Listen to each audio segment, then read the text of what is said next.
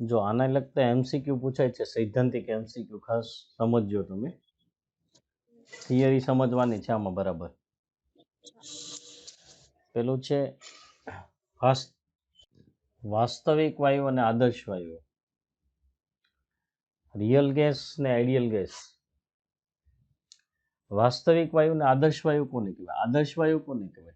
જે વાયુ તાપમાન ને દબાણના દરેક મૂલ્ય માટે શેનું પાલન કરે? આદર્શ વાયુ સમીકરણ અને વાયુના નિયમોનું પાલન કરે એને શું કહીશું? આદર્શ વાયુ. અને પાલન ન કરે તેને બિન આદર્શ વાયુ, નોન આઈડિયલ ગેસ અથવા તો વાસ્તવિક વાયુ કહેવાય. કારણ કે વાસ્તવમાં કોઈ આદર્શ નથી હોતા, બરાબર? બધા વાયુઓ બિન આદર્શ જ હોય છે. સામાન્ય તાપમાન દબાણે તો બિન આદર્શ જ હોય છે. પણ આદર્શ વર્તણૂક ક્યારે જોવા મળે? આ મુદ્દો ધ્યાનમાં રાખજો. એને લગતો એક પ્રશ્ન પૂછાઈ ગયો છે. આદર્શ વર્તણૂક તો ઊંચા તાપમાને અને નીચા દબાણે શું થાય? વાયુઓ મહદઅંશે આદર્શ વર્તણૂક દર્શાવે છે. કઈ પરિસ્થિતિમાં આદર્શ વર્તણૂક દર્શાવે? ઊંચા તાપમાને અને નીચા દબાણે. હવે આપણે આદર્શ કોને કહીએ? આદર્શ વાયુ કહીએ તો આદર્શ કોને કહીશું? હા, એ તો બરાબર, એ તો વ્યાખ્યા થઈ. પણ વાસ્તવમાં આદર્શ એટલે આદર્શ વ્યક્તિ કોને કહેવાય ખબર છે?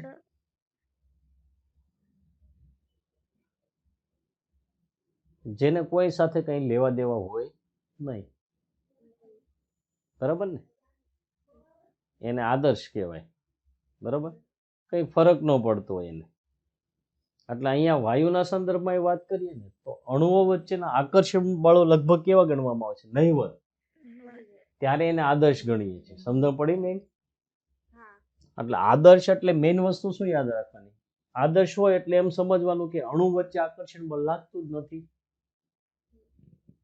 બરાબર? એટલે એને આદર્શ કહીશું આપણે. હવે આકર્ષણ બળો નહિવત ક્યારે બને? દબાણ ખૂબ ઓછું હોય તો શું થાય? અણુઓ દૂર દૂર હોય ને, વાયુના અણુઓ એની વચ્ચે સ્પેસ વધારે હોય તો આકર્ષણ બળ, વાન ડર વાલ્સ આકર્ષણ બળો પણ પ્રવર્તી શકે નહીં. અને તાપમાન વધારે હોય તો અણુઓના ગતિ ઉર્જા વધારે હોય એટલે સ્થિતિ ઉર્જા શૂન્ય થાય તો પણ આકર્ષણ બળો પ્રવર્તતા નથી, બરાબર? એટલે તેવી પરિસ્થિતિમાં એ આદર્શ ગણાય છે. હવે સામાન્ય તાપમાન અને દબાણે બધા વાયુઓ કેવો હોય છે? વાસ્તવિક હોય છે. સામાન્ય તાપમાન અને દબાણે બધા વાયુઓ કેવા થશે? વાસ્તવિક હોય છે, બરાબર? અને તેઓ આદર્શ વર્તણૂકથી વિચલન દર્શાવે છે. અને વિચલનને શેના વડે દર્શાવવામાં છે? દબનીયતા અવયવ ઝેડ તરીકે દર્શાવશું. કમ્પ્રેસિબિલિટી ફેક્ટર ઝેડ તરીકે દર્શાવશું. ઝેડ બરાબર શું થાય? PV by RT. પણ કોના માટે? એક મોલ વાયુ માટે. એવા n મોલ હોય તો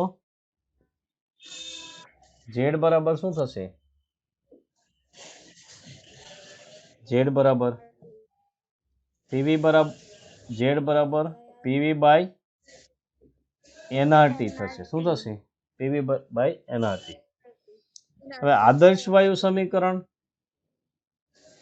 પીવી બરાબર એનઆરટી ને, તો આદર્શ વાયુ માટે પીવી બરાબર એનઆરટી લાગુ પડે, બરાબર? એટલે પીવી અપોન એનઆરટી 1 થાય. એટલે આદર્શ વાયુ માટે ઝેડ બરાબર કેટલા થશે? કમ્પ્રેસિબિલિટી ફેક્ટર ઝેડ કેટલા થશે? 1 થશે. આદર્શ વાયુ હોય તો ઝેડ ઇઝ ઇક્વલ ટુ 1. પણ બિન આદર્શ વાયુ માટે, બિન આદર્શ હોય એના માટે PV not equal to NRT. એટલે કે આદર્શ વાયુ સમીકરણનું પાલન થાય નહીં. PV not equal to NRT હોય તો કાં તો પીવી ગ્રેટર ધેન એનઆરટી હોય અથવા તો પીવી લેસ ધેન એનઆરટી હોય. એટલે PV greater than NRT or PV less than NRT હોય ને. પીવી ગ્રેટર ધેન એનઆરટી હોય તો PV upon NRT greater than 1. NRT greater than 1. અને આ કેસમાં PV upon NRT less than 1. પણ પીવી અપોન એનઆરટી ઝેડ લખ્યું ને, ઝેડ ગ્રેટર ધેન 1, અહીંયા Z less than 1. Z greater than 1 હોય તો આપણે એને શું કહીએ છીએ? આદર્શ વર્તણૂકથી ધન વિચલન દર્શાવે છે. શું કહીશું? આદર્શ વર્તણૂકથી ધન વિચલન. અને ઝેડ લેસ ધેન 1 હોય તો આદર્શ વર્તણૂકથી ઋણ વિચલન દર્શાવે છે. એટલે પોઝિટિવ ડેવિએશન અને નેગેટિવ ડેવિએશન આવશે, ધન વિચલન અને ઋણ વિચલન. હવે અહીંયા ઝેડ ગ્રેટર ધેન 1 હોય તો શું કહીએ છીએ આપણે? ધન વિચલન કહીએ છીએ. શું કહીએ છીએ? ધન વિચલન. હવે ધન વિચલન હોય તો વાયુ આદર્શ વાયુ કરતા ઓછો દબનીય હોય છે.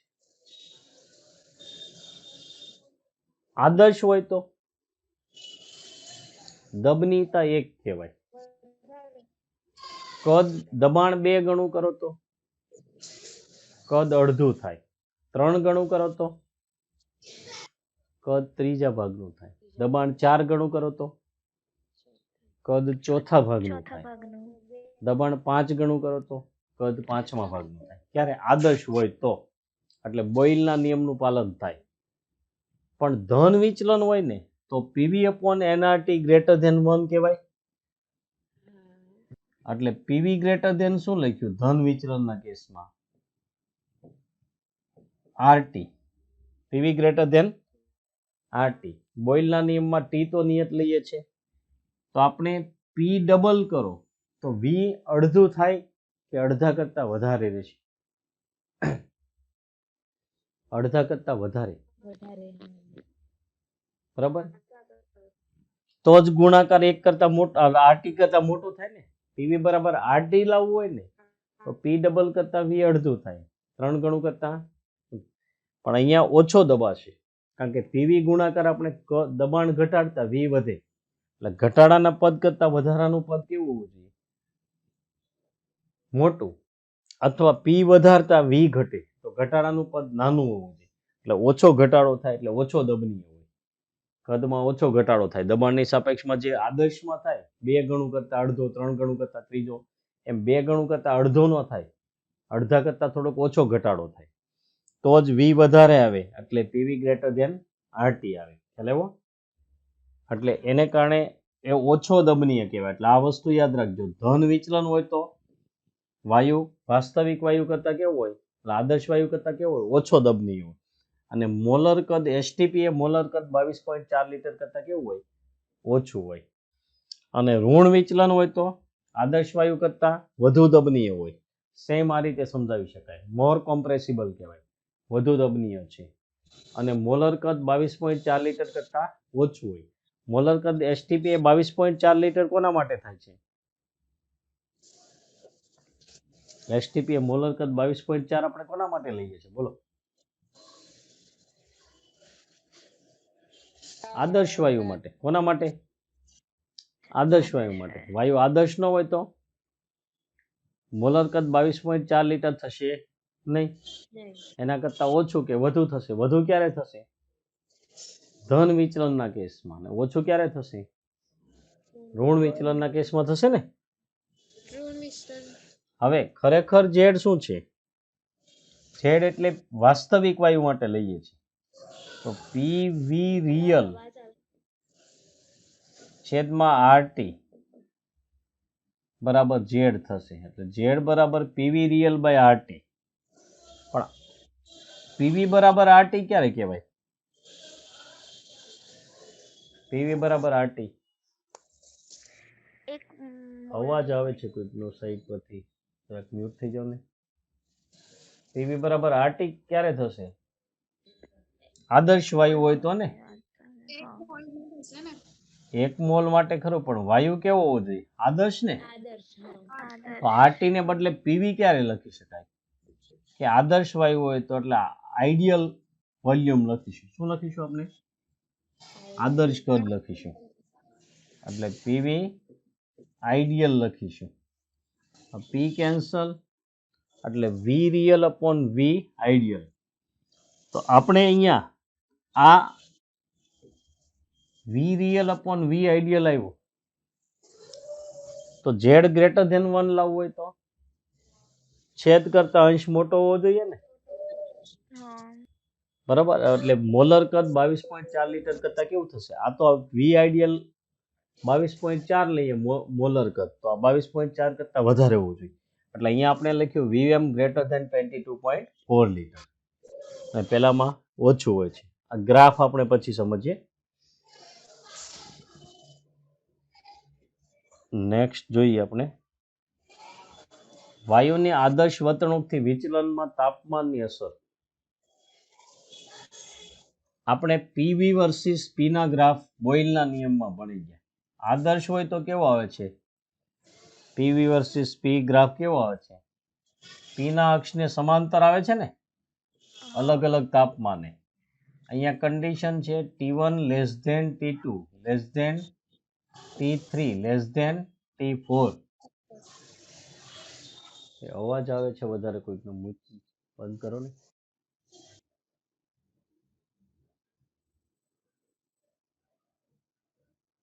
ઓકે, ચાલો. તો આલેખ પરથી આપણે જોઈએ કે જેમ જેમ તાપમાન વધતું જાય છે તેમ તેમ શું થાય છે? આ N2 વાયુ માટે આલેખ દોર્યા. તાપમાન વધે એમ આલેખના વક્ર ભાગના ઊંડાણમાં ઘટાડો થતો જાય છે ને. આ સ્ટ્રેટ લાઈનનો જે ગ્રાફ છે પીના અક્ષને સમાંતર છે, કોના માટે છે? આદર્શ વર્તણૂક હોય ત્યારે. એનાથી જેટલો દૂર જશે એમ શું થશે? વિચલન. વિચલન વધારે. દૂર જશે એમ વિચલન કેવું ગણાશે? વધારે. તો અહીંયા સ્ટ્રેટ લાઈનની નજીક હોય એમ વિચલન કેવું? ઓછો. તો તાપમાન વધે એમ શું થાય છે? એકદમ સ્ટ્રેટ લાઈનની નજીક આવતો જાય છે ને આલેખ. આ વક્ર ભાગના ઊંડાણમાં ઘટાડો થતો જાય છે. અને અહીંયા T4 તાપમાને, એટલે કોઈ ચોક્કસ તાપમાને દબાણના અમુક ગાળા માટે, જુઓ આટલા ગાળા માટે શું થયું? દબાણના અમુક ગાળા માટે એ આદર્શ વર્તણૂક દર્શાવે છે કે નહીં? સ્ટ્રેટ લાઈનની એકદમ નજીક આવી ગયો, બરાબર. એટલે આલેખનો વક્ર ભાગ ન્યૂનતમ થાય એટલે સીધી રેખા બને છે. અને આ ચોક્કસ તાપમાને દબાણના અમુક ગાળા માટે વાયુ છે બોયલના નિયમનું અને વાયુના નિયમનું પાલન કરે છે. એટલે આ તાપમાનને શું કહેવામાં છે? બોઇલ તાપમાન તરીકે ઓળખવામાં આવે છે. જુદા જુદા વાયુઓ માટે એના મૂલ્યો જુદા જુદા હોય. એ મૂલ્યો તમારે યાદ નથી રાખવાના. N2 માટે 332 છે અને H2 માટે 108, પણ એ વેલ્યુ તમારે યાદ રાખવાની નથી. હવે વાસ્તવિક વર્તણૂકથી વિચલન અને વાન્ડરવાલ સમીકરણ આ સમજ્યો. વાયુઓ છે વાસ્તવિક, આદર્શ વાયુ છે વાસ્તવિક વાયુ છે આદર્શ વર્તણૂકથી વિચલન દર્શાવે છે. શા માટે વિચલન દર્શાવે છે? તો આપણે અણુગતિવાદમાં જે બે ધારણાઓ લીધી હતી એમાં કંઈક ખામી છે, બરાબર. આપણે આકર્ષણ બળને કેવું ગણ્યું છે અણુગતિવાદમાં? નહિવત. એટલે અવગણીને બધા નિયમો તાર્યા છે. બોયલનો નિયમ, ચાર્લ્સનો નિયમ, આ બધા નિયમો આકર્ષણ બળને અવગણીને તાર્યા છે. પણ જો આપણે આકર્ષણ બળ ધ્યાનમાં લઈએ તો એમાં કંઈક ફેરફાર કરવો પડે, અને ફેરફાર દબાણના સુધારા તરીકે આવશે. સેમ બીજી ધારણા છે, વાયુના કુલ કદની સાપેક્ષમાં અણુએ રોકેલું કદ કેવું ગણ્યું છે? નહિવત. પણ અણુએ રોકેલું કદ આપણે ધ્યાનમાં લઈએ તો કદનો સુધારો આવશે, બરાબર. હવે દબાણનો સુધારો અને કદનો સુધારો સમજીએ અને એના પરથી વાન્ડરવાલ સમીકરણ મેળવીએ. પેલું છે દબાણનો સુધારો. અહીંયા તમને આકૃતિમાં દર્શાવ્યું છે એ પ્રમાણે જોઈએ તો અહીંયા પાત્રની વચ્ચે રહેલા અણુઓ શાનાથી ઘેરાયેલા હોય? બધી દિશામાં સમાન અણુઓથી ઘેરાયેલા હોય ને. પાત્રની વચ્ચે રહેલા અણુઓ બધી દિશામાં એક સરખા અણુઓથી ઘેરાયેલા હોય તો એમના પરનું પરિણામી બળ કેટલું થાય છે? 0 થશે. એમના પરનું પરિણામી બળ 0 થાય છે, બરાબર ને. એટલે એ કોઈ અસર કરશે નહીં. પણ જ્યારે અણુ પાત્રની દિવાલની એકદમ નજીક હોય, એટલે કે દિવાલને અડકવાની તૈયારીમાં હોય, ત્યારે એના પરનું પરિણામી બળ શૂન્ય થશે નહીં. આ સાઈડ અણુ છે પણ એની વિરુદ્ધ દિશામાં કોઈ અણુ છે નહીં, નથી ને? બરાબર, એટલે એનું પરનું પરિણામી બળ શૂન્ય થશે નહીં. તો પરિણામી બળ ક્યાં લાગશે? અંદર તરફ. ક્યાં લાગશે? અંદર તરફ. એટલે એને અંદર ખેંચતું આકર્ષણ બળ લાગશે. થોડુંક પરિણામી બળ અંદર તરફ લાગશે. એ શું કરશે? અણુની જે દિવાલ સાથેની અથડામણ છે, અહીંયા દિવાલ સાથે અથડાય છે અણુ, એમાં અવરોધ ઉત્પન્ન કરશે. હવે આપણે દબાણ કોને કીધું? બોલો, વાયુનું દબાણ કોને સમજીશું?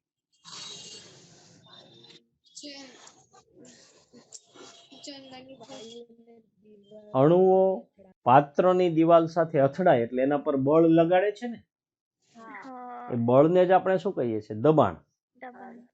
હવે આસપાસ આની આસપાસ અણુઓ જ ન હોય તો અહીંયા તો અંદર તરફ ખેંચતું બળ ન લાગે ને. એટલે આદર્શ વર્તણૂક હોય અણુની ત્યારે જે દબાણ લગાડવું જોઈએ એના કરતા અંદર ખેંચતું બળ છે ને દબાણમાં ઘટાડો કરી નાખશે કે નહીં? બળ જે લગાડવું જોઈએ એમાં ઘટાડો કરશે ને. પેલો અણુ અથડાવા જાય છે દિવાલ સાથે, પણ પેલા અણુ એને અંદર તરફ ખેંચી રાખે છે, એટલે એને જે બળ લગાડવું જોઈએ એટલું બળ લગાડી શકતો નથી. એટલે આપણે જે માપેલું દબાણ છે ખરેખર કેવું મળે છે? હોવું જોઈએ એના કરતા ઓછું મળે છે. અહીંયા જોઈએ આપણે કે અહીંયા આ જે અણુ છે અહીંયા, તો એના પરનું પરિણામી બળ શૂન્ય થશે નહીં. એની ફરતે અણુઓ હોય, અણુઓ એ શું કરશે? આને જે અહીંયા દબાણ લગાડવું છે અણુને, આ બધા અણુઓ છે એને કારણે એ અણુઓ એને પૂરતું બળ લાગવા દેશે નહીં. એટલે આપણે જે ખરેખર દબાણ માપીએ છીએ કેવું છે? ખોટું છે. માપીએ છીએ એના કરતા ઓછું મળે છે. કેમ ઓછું મળે છે? પેલા અંદર ખેંચતા અણુઓ શું કરે છે ને? એક મિનિટ. અંદર ખેંચતા અણુઓ શું કરે છે? દિવાલ સાથેની અથડામણમાં અવરોધ ઉત્પન્ન કરે છે ને, એટલે એને કારણે દબાણ ખોટું મળે છે. તો વાન ડર વાલ્સે સૂચવ્યું કે દબાણના પદમાં કંઈક ઉમેરવું જોઈએ. એટલે આપણે જે પીવી બરાબર એનઆરટી સમીકરણ લખીએ છીએ એમાં પી ને બદલે પી માં કંઈક ઉમેરવું જોઈએ, કારણ કે આપણે જે પી માપીએ છીએ કંઈક ઓછું મળે છે હોવું જોઈએ એના કરતા. પેલા અણુઓ પૂરતું બળ લગાડવા દેતા નથી, એટલે એને કારણે એમાં એને વધારો સૂચવ્યો ને એ વધારો n² v જેટલો સૂચવ્યો. જ્યાં એને વાન ડર વાલ્સ અચળાંક કહીશું એની સમજૂતી આપીશું. n શું છે? વાયુના મોલ છે ને v શું છે? કદ છે. બરાબર. હવે કદનો સુધારો ભણીએ. એટલે આદર્શ દબાણ જે ખરેખર છે એ શું હોવું જોઈએ? n² જેવો વધારો સૂચવ્યો વાન ડર વાલ્સ. હવે બીજું છે કદનો સુધારો. અહીંયા આપણે આગળ જે બધા નિયમો મેળવ્યા, આદર્શ વાયુ સમીકરણ ને બધા નિયમો મેળવ્યા, એમાં શું કરતા હતા? વાયુનું કદ કેટલું લઈએ છીએ આપણે? પાત્રના કદ જેટલું લઈએ છીએ. કેટલું લઈએ છીએ? પાત્રના કદ જેટલું. કારણ કે આ જે અણુઓ હોય અંદર, વાયુના અણુઓ હોય, એનું કદને આપણે શું કરીએ છીએ? અવગણીએ છીએ. અણુઓએ રોકેલું કદને આપણે અવગણીએ છીએ. પણ જો એ કદ ધ્યાનમાં લઈએ તો પાત્રના કદમાંથી અણુઓ અહીંયા બધી એક જગ્યાએ ભેગા થઈ જાય તો પાત્રના કદમાંથી અણુએ રોકેલું કદ બાદ કરવું પડે ને, કારણ કે બધા અણુઓને પાત્રના કદ જેટલું કદ પ્રાપ્ત થતું નથી. મુક્ત રીતે હરવા ફરવા માટે પાત્રના કદ જેટલું કદ પ્રાપ્ય થતું નથી, એટલે એક કદ એમાંથી બાદ કરવું પડે. હવે n મોલ અણુએ રોકેલું કદને nb તરીકે લઈએ છીએ. શાના તરીકે લઈએ છીએ? nb જેટલું. બરાબર. તો એને v માંથી બાદ કરવું પડે. એટલે વાન ડર વાલ્સ સમીકરણમાં આપણે v આદર્શ કદ લખવું હોય તો જે આપણે કદ માપીએ છીએ એમાંથી nb બાદ કરવું પડે. તેના પરથી pv બરાબર nRT જે સમીકરણ છે એમાં p ને બદલે શું લખીશું? p plus N square upon V square અને વી ને બદલે V minus N B NB is equal to NRT. NRT આમાં 1 મોલ વાયુ લઈએ તો સમીકરણ શું થશે? P plus A by V square V minus B is equal to RT. RT તો આ સમીકરણને શાના તરીકે ઓળખે છે આપણે? વાન der વાલ્સ સમીકરણ તરીકે ઓળખીએ છીએ. વાન der વાલ્સ ગેસ ઇક્વેશન કહીશું. હવે અહીંયા જુઓ, ખાસ તો એ ને બી ને લગતા પ્રશ્નો પૂછાઈ ગયા છે નીટમાં. 5-6 પ્રશ્નો પૂછાઈ ગયા છે એ અને બી ની સમજૂતી. એ ને બી ને આપણે શું કહીશું? આપણે વાન der વાલ્સ અચળાંકો તરીકે ઓળખીએ છીએ. શાના તરીકે? વાન der વાલ્સ અચળાંકો તરીકે ઓળખીશું. એ ને બી અચળાંક એ લઈએ. પહેલા અચળાંક એ છે એ વાયુ વચ્ચેના આકર્ષણ બળનું માપ છે. આ પ્રશ્ન પૂછાઈ ગયો છે. એ શું સૂચવે છે? અણુ અણુ વચ્ચેના આકર્ષણ બળનું માપ. ભાઈ આકર્ષણ બળ વધારે હોય તો એનું મૂલ્ય વધારે હોય, બરાબર ને? એટલે એનું મૂલ્ય વધારે હોય ને તો દબાણમાં જે આપણે ખરેખર માપીએ છીએ ઘટાડો વધારે થઈ ગયો, એટલે એ વધારે ઉમેરવું પડે. આપણે N square upon V square ઉમેર્યું ને, એટલે એનું મૂલ્ય આકર્ષણ બળનું માપ દર્શાવે છે. હવે અણુઓ વચ્ચે આકર્ષણ બળ વધારે હોય તો એનું પ્રવાહીકરણ સરળતાથી થાય કે નહીં? એટલે જે વાયુ માટે એનું મૂલ્ય વધારે હોય એનું પ્રવાહીકરણ સરળતાથી થાય, કારણ કે એનું મૂલ્ય વધારે એમ આકર્ષણ બળો વધારે થશે, એટલે એનું લિક્વિફિકેશન વધારે થશે. તો આવો પ્રશ્ન પૂછાઈ ગયો છે. 4 વાયુ આપેલા હોય, કૌંસમાં એના મૂલ્યો આપેલા હોય, તો કોનું પ્રવાહીકરણ સરળતાથી થશે અથવા કોનું પ્રવાહીકરણ મુશ્કેલીથી થશે? તો શું યાદ રાખવાનું? એનું મૂલ્ય વધારે. જે વાયુ માટે એનું મૂલ્ય વધારે એનું પ્રવાહીકરણ સરળતાથી થાય, અને એનું મૂલ્ય ઓછું એનું પ્રવાહીકરણ મુશ્કેલ. એ મૂલ્યો તમને આપી દે છે, એટલે ક્રમ યાદ રાખવાની ખાસ જરૂર નથી.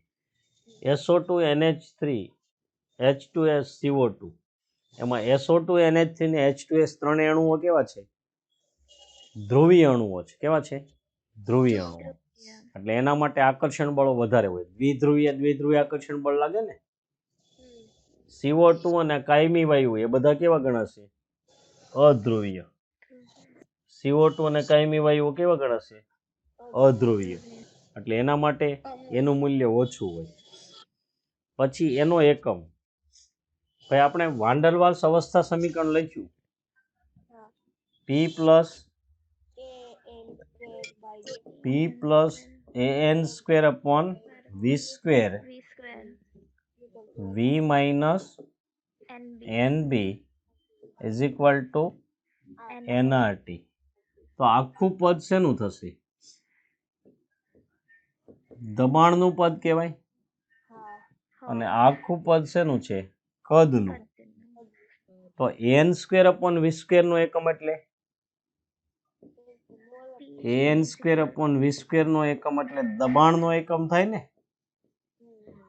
દબાણનું પદ સાથે જ છે એના સરવાળામાં. તો એનો એકમ શું થશે? દબાણનો એકમ વાતાવરણ લઈએ, એટમોસ્ફિયરિક, ઇન્ટુ વી સ્ક્વેર એટલે કદનો એકમ, લીટર સ્ક્વેર લઈએ, છેદમાં મોલ સ્ક્વેર. એન સ્ક્વેર છેદમાં જશે ને, એટલે એનો એકમ શું થશે? એટમોસ્ફિયર ઇન્ટુ લીટર સ્ક્વેર પર મોલ સ્ક્વેર થશે. પણ કદ મીટર ક્યુબમાં લઈએ તો લીટર સ્ક્વેર છે, લીટરને બદલે મીટર ક્યુબ લઈએ તો શું થશે? બીજો એકમ એનો વાતાવરણ ઇન્ટુ મીટરની 6 ઘાત થશે ને પર મોલ સ્ક્વેર. અને દબાણનો એકમ ન્યૂટન પર મીટર સ્ક્વેર લઈએ તો મીટરની 4 ઘાત થઈ જશે ને, બરાબર? એટલે શું બીજો એકમ શું આવશે? Newton into metre raise to 4 પર મોલ સ્ક્વેર. બરાબર? એકમોના ખાસ પ્રશ્નો નથી આવતા. હવે અચળાંક બી. અચળાંક બી ને શું કહેવામાં છે? કો વોલ્યુમ એટલે સહકદ અથવા એક્સક્લુડેડ વોલ્યુમ. એટલે બાદ કરેલું કદ. આપણે NB જેટલું બાદ કર્યું ને, અણુએ રોકેલું કદ કહેવાય. B બરાબર 4N0V જેટલું હોય છે. N0 અણુઓની સંખ્યા. એક અણુનું કદ 4/3πr³. જો વાયુને ભેગા કરીએ તો એકદમ તો અટકીને રહી શકશે નહીં ને, વચ્ચે સ્પેસ તો રહેશે જ ને થોડીક.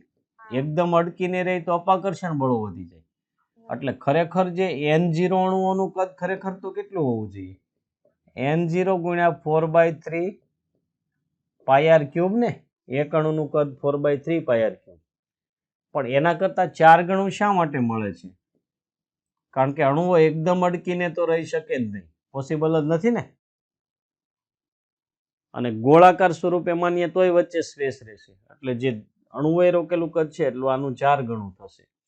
હવે તે વાયુના અસરકારક કદ વિશે માહિતી આપે છે.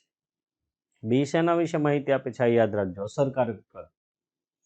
પછી બીનું મૂલ્ય વધુ તેમ અણુનું કદ વધારે, પણ દબનીય કદ નાનું એટલે ઓછો દબાય, એટલે પ્રવાહીકરણ મુશ્કેલ થાય. એટલે આ એક વસ્તુ યાદ રાખજો. પ્રવાહીકરણ કોનું સરળતાથી થશે? એનું મૂલ્ય વધારે હોવું જોઈએ. બીનું મૂલ્ય કેવું હોવું જોઈએ? ઓછું. એનું મૂલ્ય વધારે ને બીનું મૂલ્ય ઓછું, એનું લિક્વિફિકેશન વધારે થાય. બીનો એકમ આ સમીકરણ પરથી કહી શકાય. NB નું પદ શેનું પદ છે ભાઈ? કદનું પદ છે. શાનું છે?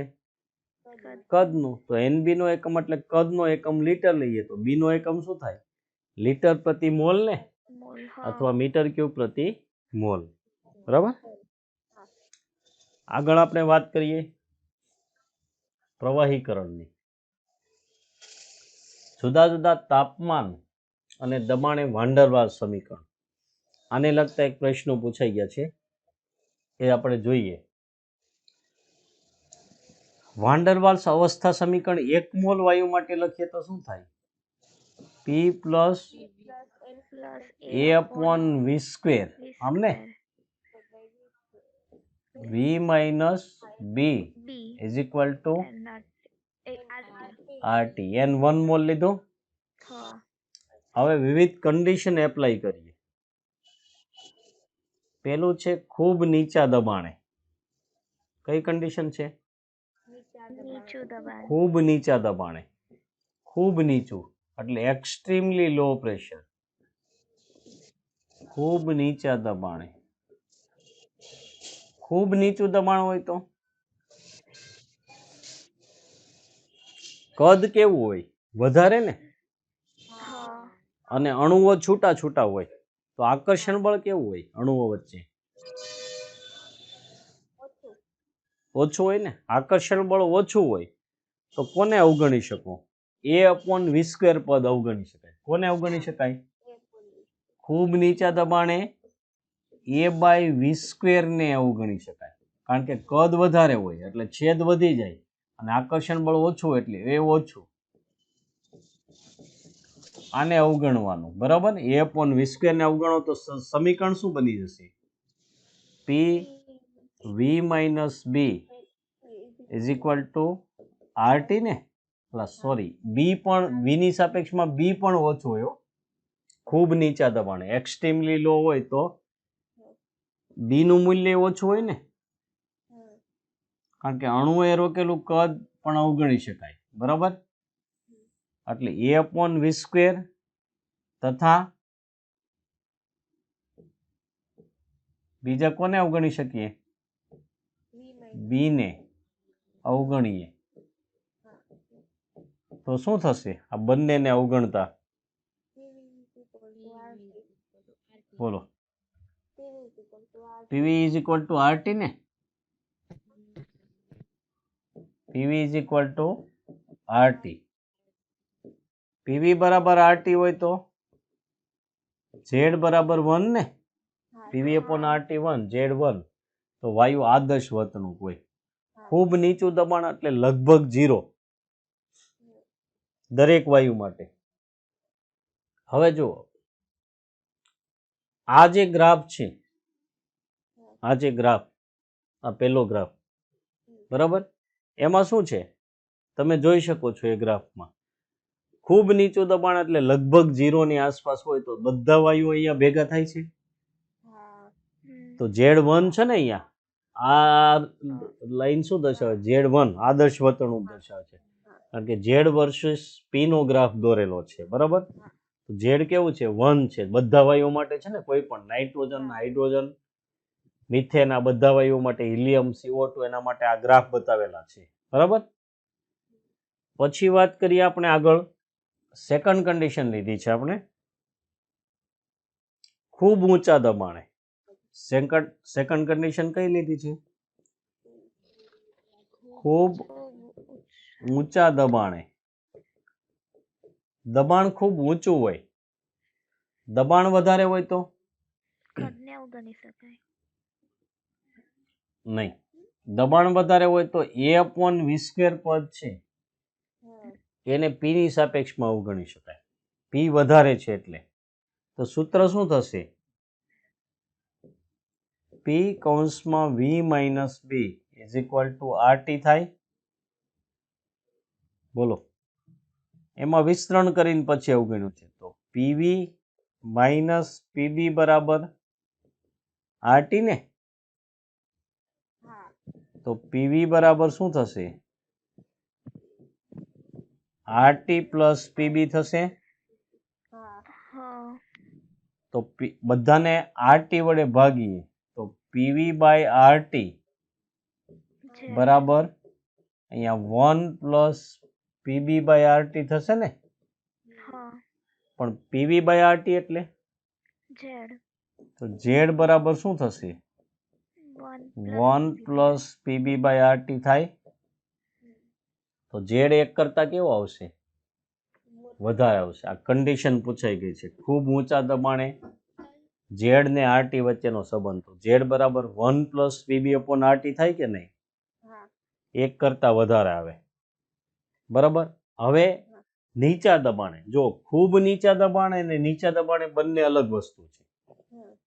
ખૂબ નીચા દબાણ એટલે એક્સ્ટ્રીમલી લો એટલે લગભગ 0 ની નજીક અને નીચું દબાણ એટલે મધ્યમ દબાણ સમજવાનું છે. એટલે થર્ડ કન્ડિશન કઈ લીધી છે આપણે થર્ડ કન્ડિશન નીચા દબાણે. તમારે એટલું યાદ રાખવાનું ખૂબ ઊંચા દબાણે આ બંને પદ અવગણવાના. ખૂબ ઊંચા દબાણે ખાલી A/V² મળે અને ખૂબ નીચું દબાણ હોય તો કદ વધારે હોય નીચું દબાણ હોય તો કદ વધારે એટલે કદની સાપેક્ષમાં B ને અવગણી શકો. એટલે અહીંયા કોને અવગણવાનું B ને અવગણવાનું. કોને B ને અવગણો તો શું થશે સમીકરણ P plus A/V² square into V થશે ને B અવગણી નાખ્યો એટલે ઇન્ટુ V = RT. હવે કૌંસ છોડો તો PV પ્લસ A/V થશે ને = RT. A/V સામે લઈ જઈએ તો PV = RT માઇનસ A/V થશે. RT વડે ભાગીએ એટલે PV/RT = RT/RT માઇનસ A/VRT આમ થશે. પણ PV/RT એટલે Z. તો Z બરાબર શું થશે 1 માઇનસ A/VRT. તો Z 1 કરતા કેવો આવશે નાનો આવશે. એકમાંથી કંઈક બાદ થશે ને તો Z <1 આવશે. પછી ખૂબ ઊંચા તાપમાને તો શું થાય આદર્શ વાયુ સમીકરણનું પાલન થાય એટલે PV બરાબર RT થાય ને. અને હાઇડ્રોજન ને હિલિયમના આણ્વીય દળ ખૂબ ઓછા હોય છે. આણ્વીય દળ ઓછા હોવાથી એમની વચ્ચેના આંતર આણ્વીય આકર્ષણ બળ કેવા હોય છે ઓછા એટલે એનું મૂલ્ય ખૂબ ઓછું હોય એટલે એને અવગણો એટલે પેલા કેસ જેવું થઈ જશે. આ બીજો કેસ ખૂબ એટલે Z <1 જ આવશે એના માટે બરાબર. એ વાળું પદ અવગણો એટલે આ બીજો કેસ લીધો એના જેવું થઈ જશે. હવે જુઓ આપણને જે ગ્રાફ આપ્યા છે એના સંદર્ભમાં જોઈએ. જો હાઇડ્રોજન ને હિલિયમ માટે શું થાય છે? ગ્રાફ હંમેશા ડોટેડ લાઈન થી બતાવે છે, ઉપર જ આવે છે ને, એટલે એના માટે ક્યારેય ઋણ વિચલન આવતો નથી. બરાબર, ઝેડ ગ્રેટર ધેન 1 જ આવે છે. નીચા દબાણે તો બધા વાયુ માટે ઝેડ બંધ થાય, અતિશય નીચા દબાણે, એક્સ્ટ્રીમલી. પછી બાકીના વાયુઓ છે N2, મિથેન અને CO2 માટેના ગ્રાફ છે. એમાં જો આ મધ્યમ દબાણ છે ત્યારે ગ્રાફ નીચે તરફ આવ્યો ને, એટલે ઝેડ લેસ ધેન 1. પરંતુ ખૂબ ઊંચા દબાણે ગ્રાફ ક્યાં જતો રહ્યો? ઉપર તરફ, એટલે ધન વિચલન થયો. એટલે ખૂબ ઊંચા દબાણે ધન વિચલન. બરાબર, સેકન્ડ ગ્રાફનું કોઈ ઇમ્પોર્ટન્ટ નથી એટલું બધું.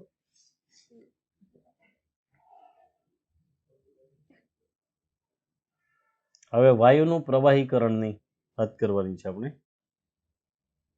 થિયરીમાં છેલ્લો ટોપિક લઈએ. વાયુનું પ્રવાહીકરણ. વાયુ પર તાપમાન વાયુનું ઘટાડીએ અને દબાણ વધારીએ તો એનું પ્રવાહીકરણ થતું જાય છે ને. તાપમાન ઘટાડીએ અને દબાણ વધારીએ તો પ્રવાહીકરણ શક્ય બને.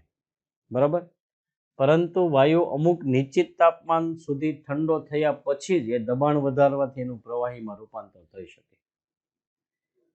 એના કરતાં ઊંચા તાપમાને ગમે તેટલું દબાણ વધારવા છતાં પણ એનું પ્રવાહીમાં રૂપાંતર શક્ય નથી. તો આ તાપમાનને આપણે ક્રાંતિક તાપમાન તરીકે ઓળખીશું. હવે હું તમને પાણીનું ઉદાહરણ દ્વારા સમજાવું.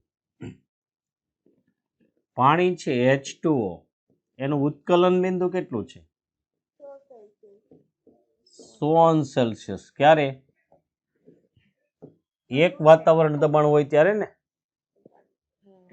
એટલે એક વાતાવરણ દબાણે 100°C કરતા નીચું તાપમાન રાખો તો પ્રવાહીમાં રૂપાંતર. 100 કરતા ઊંચું તાપમાન રાખો તો વાયુ સ્વરૂપમાં. પણ 100 કરતા ઊંચા તાપમાન એનું પ્રવાહી સ્વરૂપ મેળવવું હોય તો પાણીમાં મળે? મળશે, મળે જ ને. દબાણ વધારી દેવાનું. એ આપણે એક વાતાવરણ દબાણે ઉત્કલન બિંદુ 100°C છે. દબાણ વધારીએ તો 100 કરતા ઊંચા તાપમાને એનું પ્રવાહીમાં રૂપાંતર શક્ય બને ને. એમ તાપમાન વધારતા જાવ અને સામે દબાણ પણ વધારતા જાવ તો શું બનશે? એનું પ્રવાહીકરણ એના ઉત્કલન બિંદુ કરતા ઊંચા તાપમાને પણ શક્ય બનશે ને. પણ એક તાપમાન એવું આવશે કે એ તાપમાનથી ઊંચા તાપમાને એના પર ગમે તેટલું દબાણ વધારો તમે, છતાં એનું પ્રવાહીમાં રૂપાંતર શક્ય બનશે નહીં. વાયુ સ્વરૂપે જ અસ્તિત્વ ધરાવશે એ તાપમાનથી ઊંચા તાપમાને. એટલે એ મહત્તમ તાપમાને જ પ્રવાહીકરણ શક્ય બને. એનાથી ઊંચા તાપમાને પ્રવાહીકરણ શક્ય બનતું નથી. તો આ તાપમાનને શું કહેવાય? ક્રાંતિક તાપમાન કહેવાય. ક્રિટિકલ ટેમ્પરેચર TC તરીકે ઓળખીશું. એટલે જે તાપમાને અધિકતમ તાપમાને વાયુનું પ્રવાહીકરણ શક્ય બને, એટલે એનાથી ઊંચા તાપમાને શક્ય બને નહીં, એ તાપમાનને શું કહેવાય? ક્રાંતિક તાપમાન, ક્રિટિકલ ટેમ્પરેચર તરીકે ઓળખીશું. ક્રાંતિક તાપમાન A અને B સાથે કઈ રીતે સંબંધ ધરાવે છે? તો એ સંબંધ છે TC બરાબર 8A/27 BR. એના સમપ્રમાણમાં અને બીના વ્યસ્ત પ્રમાણમાં હોય છે. બરાબર, TC. એમ ક્રાંતિક દબાણ, ક્રિટિકલ પ્રેશર કોને કહીશું?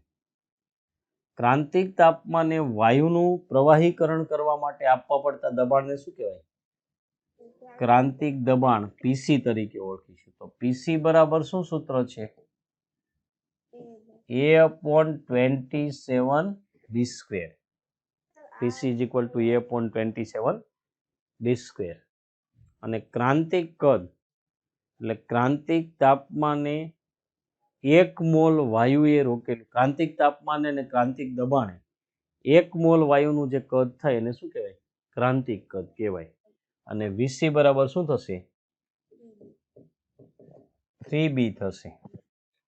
હવે ક્રાંતિક દબની અવયવ Z બરાબર PV/RT લખીએ છે ને. તો તો ZC બરાબર શું લખાય? PCVC upon RTC. એને ક્રાંતિક દબની અવયવ કહીશું આપણે. હવે આ વેલ્યુ આપણે એપ્લાય કરીએ. PC કેટલા છે?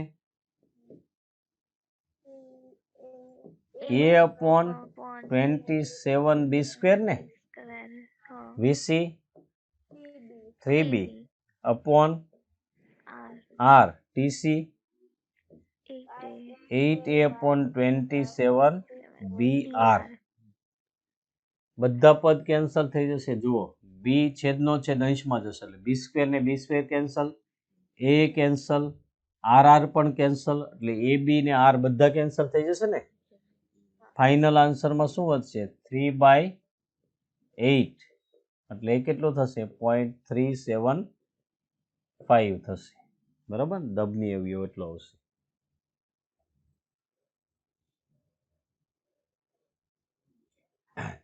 પ્રવાહી અવસ્થાના ગુણધર્મો. પ્રવાહી અવસ્થાના કેટલાક ગુણધર્મોની આપણે ચર્ચા કરીએ તો નિશ્ચિત કદ, બરાબર, પ્રવાહીને નિશ્ચિત કદ હોય છે અને વાયુની જેમ ફેલાઈને આખા પાત્રને ભરી દેતા નથી, ચોક્કસ કદ હોય છે. પ્રવાહીની એક સપાટી કેવી હોય? મુક્ત હોય ને, ઉપરની સપાટી મુક્ત હોય ને બાકીની સપાટીઓ સંપર્કમાં રહેલા પાત્રને આધારિત હોય છે. આમાં એટલું બધું અમુક મુદ્દા જ ખાસ ધ્યાનમાં રાખવાના છે. વહનશીલતાનો ગુણધર્મ ધરાવે છે. પ્રસરણ પામે ને પ્રવાહીઓ વહનશીલ હોય કે નહીં, એટલે જ આપણે એને ફ્લુઇડ કહીએ છીએ. વાયુઓ પણ પ્રસરણનો ગુણધર્મ ધરાવે છે એટલે એને ફ્લુઇડ કહીએ છીએ. અને એક પાત્રમાંથી બીજા પાત્રમાં રેડી શકાય છે. પાત્રના આકાર મુજબ આકાર ધારણ કરે છે.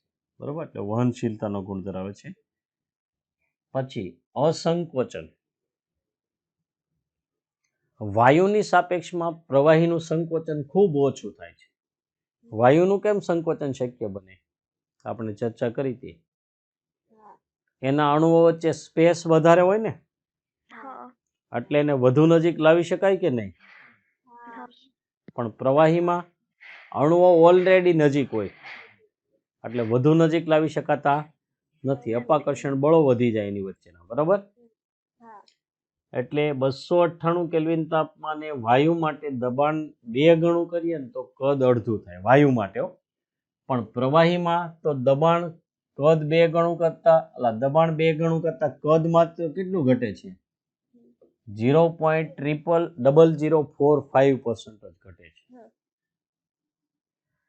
અને જો 293 કેલ્વિન તાપમાને પાણી પર આપણે 1000 વાતાવરણ દબાણ લાગુ પાડીએ એટલે 1000 ગણું કર્યું કહેવાય ને, તો એનું કદ 4% જ ઘટે. 100 મિલી પાણી હોય તો 96 મિલી થઈ જાય, 4 મિલીનો જ ઘટાડો થાય. એટલે ઘટાડો ખૂબ ઓછો કહેવાય. પછી પ્રસરણ. પ્રવાહી પ્રસરણનો ગુણધર્મ ધરાવે છે. એ તમે જાણો જ છો. આપણે પાણી હોય એમાં ઇંકનું ડ્રોપ નાખીએ તો થોડા સમયમાં આખું પાણી કેવું ઇંકનો જે કલર હોય એવું થઈ જાય ને, એટલે એના અણુઓ પ્રસરણ પામ્યા છે. બરાબર, એમ પાણીની ઉપર આલ્કોહોલ રેડીએ તો ધીમે ધીમે પહેલા શરૂઆતમાં તરતો રહેશે, પણ પછી ધીમે ધીમે શું થશે?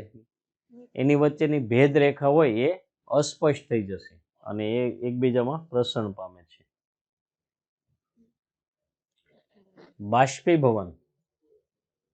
પ્રવાહીને ખુલ્લું રાખવામાં આવે તો સમય જતા શું થાય છે? ઉડી જાય છે. એને બાષ્પીભવન કહેવામાં આવે છે. દરેક તાપમાને પ્રવાહીનું બાષ્પીભવન વધતા ઓછા પ્રમાણમાં તો થતું જ હોય. બરાબર, બાષ્પીભવન તાપમાન વધો તો બાષ્પીભવન શું થાય છે? વધે છે. કારણ કે અણુઓની ગતિ ઉર્જા વધે છે. પ્રવાહી અને વાયુ વચ્ચે ડિફરન્સ શું આવશે અણુઓની ગતિ ઉર્જાના સંદર્ભમાં? પ્રવાહી કરતા વાયુ અણુઓની ગતિ ઉર્જા કેવી હોય છે? વધારે હોય છે. બરાબર, એટલે જે અણુઓની ગતિ ઉર્જા પૂરતી હોય તે પ્રવાહીની સપાટી છોડીને જતા રહે છે. બરાબર, એટલે વાયુમાં રૂપાંતર પામે છે. પાણીનું બાષ્પીભવન કયા તાપમાને થાય?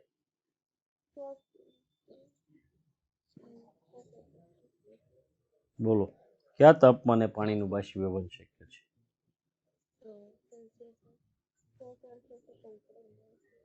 100 સેલ્સિયસ થી વધારે કોઈ વધારે પણ તાપમાને શક્ય બને ને. બાષ્પીભવન તો થતું હોય. ઉત્કલન 100 અંશ તાપમાને કહેવાય. પણ પ્રવાહીનું પાણીનું બાષ્પીભવન તો કોઈ પણ તાપમાને થતું હોય. 5 અંશ તાપમાને થાય, 20 અંશ તાપમાને થાય, 25 અંશ તાપમાને થાય ને. આપણે કપડાં સુકવીએ તો 100 અંશ તાપમાને ગરમ કરીએ છીએ ના ના. શિયાળામાં ઠંડી હોય તોય સુકાઈ જાય છે ને. કન્ડિશન કઈ છે? એના અણુઓ છે એની ગતિ ઉર્જા વધારે હોવી જોઈએ. પછી પવન લાગે તો એ કપડાં સુકાય છે ને. કારણ કે પવન ઉર્જા છે ને ગતિ ઉર્જામાં રૂપાંતર પામે પાણીના અણુઓની, અને પાણીના અણુઓ ત્યાંથી જતા રહે સપાટી છોડીને, એટલે બાષ્પીભવન થાય. એટલે બાષ્પીભવન કોઈ પણ તાપમાને થાય. ઉત્કલન બિંદુ જેટલા તાપમાને બાષ્પમાં રૂપાંતર પામે ને એને ઉત્કલન કહેવાય. ખ્યાલ આવ્યો? હા હવે અહીંયા પ્રવાહીના અણુઓ જે બાષ્પમાં રૂપાંતર પામે છે પોતાની સાથે વધુ ગતિ ઉર્જા લેતા જાય છે.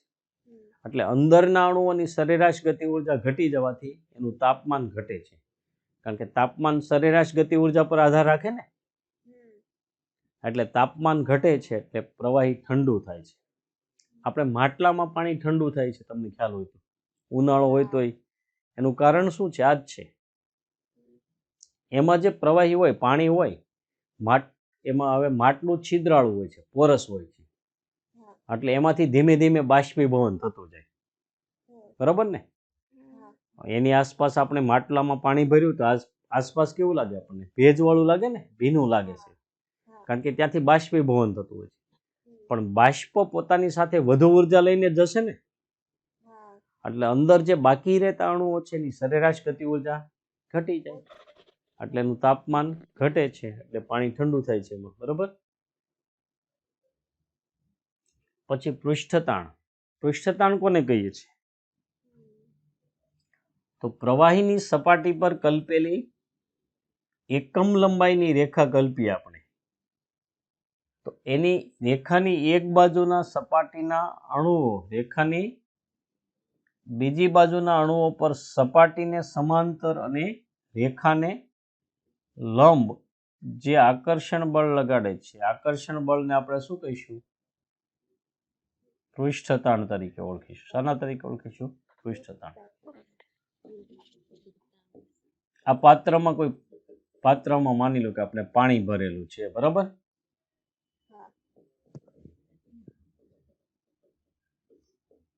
પાણી છે,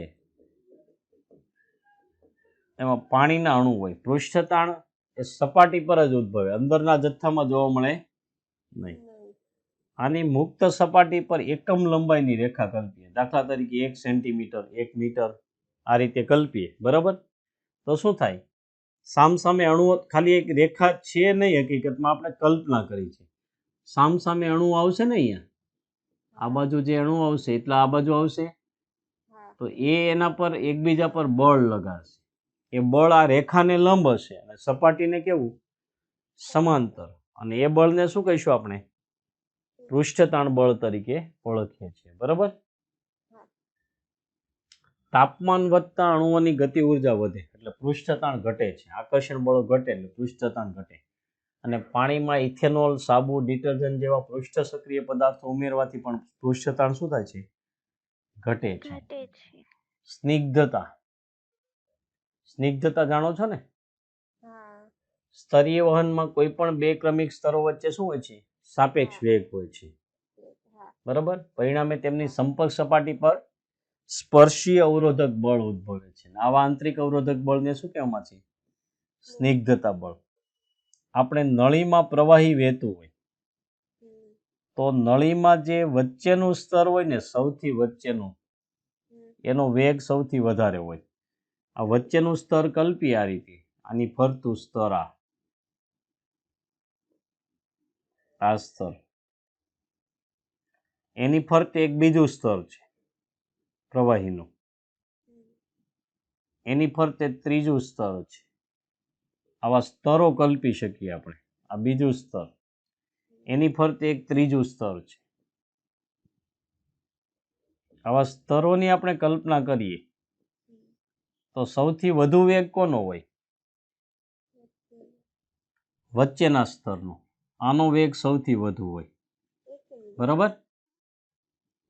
પછી એની બાજુનું સ્તર છે એનો વેગ એના કરતાં ઓછો હોય. ત્રીજું સ્તર એના કરતાં વેગ ઓછો હોય. ચોથું સ્તરનો એના કરતાં વેગ ઓછો હોય. એટલે વેગ ઘટતો જાય. આ રીતના પ્રવાહી વહેતું હોય ને નળીમાં, એટલે એને સ્તરીય વહન કહેવાય. વચ્ચે સ્તર હોય ને, વચ્ચે એક છે, એની ફરતે એક સ્તર, એની ફરતે બીજું, એની ફરતે ત્રીજું, પાતુડી હોય ને, હા, એના જેવું વિચારવાનું, બરાબર. હા, તો વચ્ચેના સ્તરનો વેગ સૌથી વધારે હોય. તમે નળીમાંથી પાણી બહાર આવતું હોય તો તમે જોયું છે ને, શંકુ આકારનો ધોધ પડે ને, કારણ કે વચ્ચેનું સ્તર સૌથી વધારે વેગથી ગતિ કરતું હોય. તો આ વેગનો ડિફરન્સ હોવાથી સ્તરો એકબીજા સાથે ઘસાય કે નહીં, એટલે એની વચ્ચે શું થાય, અવરોધક બળ ઉદ્ભવશે. આ સ્પર્શી અવરોધક બળને શું કહેવામાં છે, સ્નિગ્ધતા બળ તરીકે ઓળખીશું. ને પ્રવાહીમાં આવો ગુણધર્મ હોવાને સ્નિગ્ધતા કહેવાય.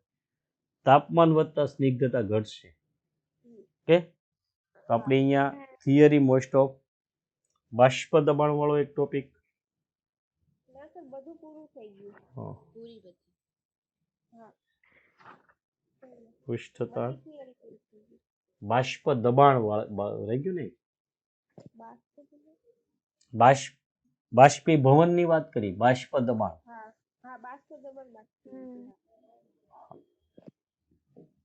બંધ પાત્રમાં આપણે કોઈ બાષ્પશીલ પ્રવાહી લઈએ તો શરૂઆતમાં શું હોય, પ્રવાહીની સપાટી પર એની બાષ્પ હોતી નથી, પણ જેમ જેમ સમય પસાર થશે એમ શું થશે, બાષ્પીભવન થતું જાય. એટલે અહીંયા બાષ્પ આવતી જાય કે નહીં, બાષ્પના અણુ આવે ને, અહીંયા બાષ્પના અણુઓની સાંદ્રતા વધતી જાય.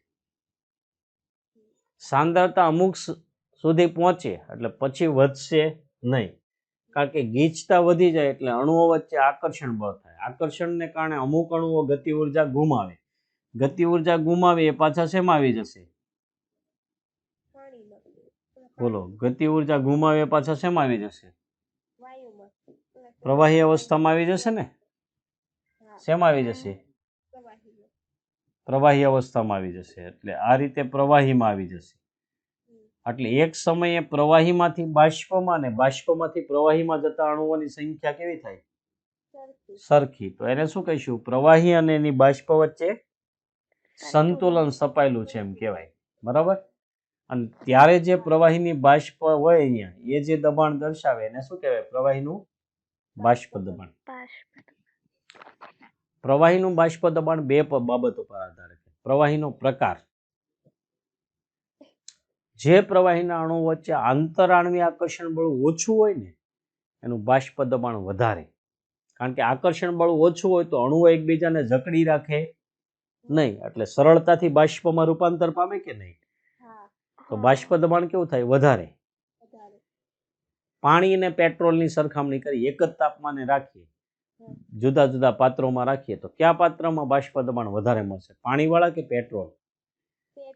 પેટ્રોલ, કારણ કે એના પેટ્રોલમાં હાઇડ્રોકાર્બન એટલે અધ્રુવીય અણુઓ છે, એટલે વિક્ષેપન બળ અથવા લંડન બળ પ્રકારના આકર્ષણ બળો લાગે જે ખૂબ નિર્બળ છે, એટલે એનું બાષ્પીભવન વધારે થાય, બરાબર. બીજું તાપમાન, તાપમાન વધતા પ્રવાહીનું બાષ્પ દબાણ શું થાય, વધે, કારણ કે તાપમાન વધતા અણુઓની સરેરાશ ગતિ ઉર્જા વધે, એટલે બાષ્પમાં રૂપાંતર પામતા અણુઓની સંખ્યા વધે, એટલે બાષ્પ દબાણ વધે, બરાબર. હવે આના એમસીક્યુ છે ને આ ટોપિક પરના, એ બધા થિયોરિટિકલ છે મોટા ભાગના, એટલે એ તમારે ટ્રાય કરજો. એમાં જે ક્વેરી હોય ને હું તમને નેક્સ્ટ લેક્ચરમાં કરાવી દઈશ, બરાબર.